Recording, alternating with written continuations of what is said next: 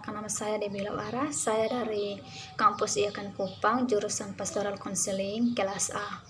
Di sini saya ingin membawakan materi tentang bakat khusus. Pengertian bakat khusus adalah kemampuan bawaan yang dibawa sejak lahir sebagai potensi yang perlu dikembangkan dan dilatih agar dapat terwujud. Adapun jenis-jenis bakat khusus, yang pertama, bakat khusus akademik.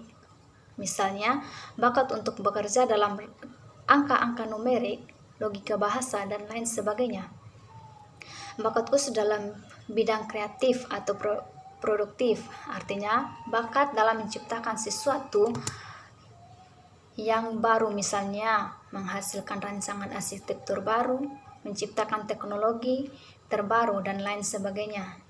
Bakat khusus dalam bidang seni, misalnya mampu mengaransemen musik dan sangat dikagumi menciptakan lagu hanya dalam waktu 30 menit, mampu melukis dengan sangat indah dalam waktu singkat, dan sejenisnya. Yang ketiga, bakat khusus kinestetik atau psikomotorik, misalnya bakat dalam bidang sepak bola, bulu tangkis, tenis, dan keterampilan teknik lainnya. Bakat khusus dalam bidang sosial, misalnya sangat mahir melakukan negosiasi, mahir berkomunikasi, dan sangat mahir dalam kepemimpinan. Adapun faktor-faktor yang mempengaruhi bakat khusus. Yang pertama, faktor internal, yang kedua, faktor eksternal.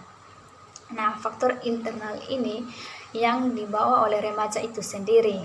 Misalnya faktor motivasi, faktor nilai atau value, atau konsep diri. Faktor eksternal yang dibawa dari lingkungan, baik itu lingkungan keluarga, lingkungan sekolah, maupun lingkungan masyarakat. Yang berikut dampak positif dan dampak negatif dalam bakat khusus. Yang pertama, dampak positif. Dampak positif adalah misalnya, jika seseorang individu mempunyai bakat, ia akan mengembangkan bakat yang dimilikinya dengan cara terus berlatih.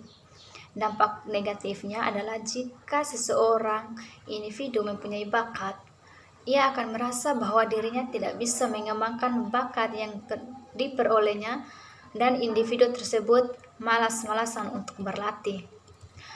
Manfaat bakat khusus. Yang pertama, untuk mengetahui potensi diri. Bakat merupakan kemampuan yang lebih menonjol daripada yang lain, baik secara intelektual maupun secara praktis. Bakat merupakan potensi yang dimiliki seseorang karena faktor genetik. Potensi yang dimiliki anak banyak beragam, bisa ratusan bahkan ribuan potensi yang dimilikinya. Namun tentunya hanya satu-satunya atau dua potensi yang paling menonjol.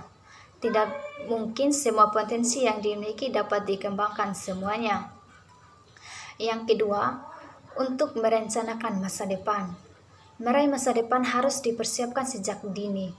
Perencanaan masa depan atau cita-cita perlu imajinasi pertimbangan yang sangat penting. Dengan mengetahui bakat yang dimiliki, kita bisa merencanakan mengembangkannya. Dengan demikian juga turut merencanakan masa depan. Yang ketiga, untuk menentukan tugas atau kegiatan. Efektivitas pekerjaan sangat tergantung dari bekal kemampuan yang dimiliki. Ketika aktivitas pekerjaan sesuai dengan bakatnya, tentu hasilnya akan lebih jauh, lebih bagus dan lebih maksimal dari pekerjaan yang tidak sesuai dengan bakat dan potensinya. Dengan mengetahui bakat yang dimiliki, kita bisa memilih kegiatan apa yang kita lakukan sesuai dengan bakat yang kita miliki. Terima kasih. Salam.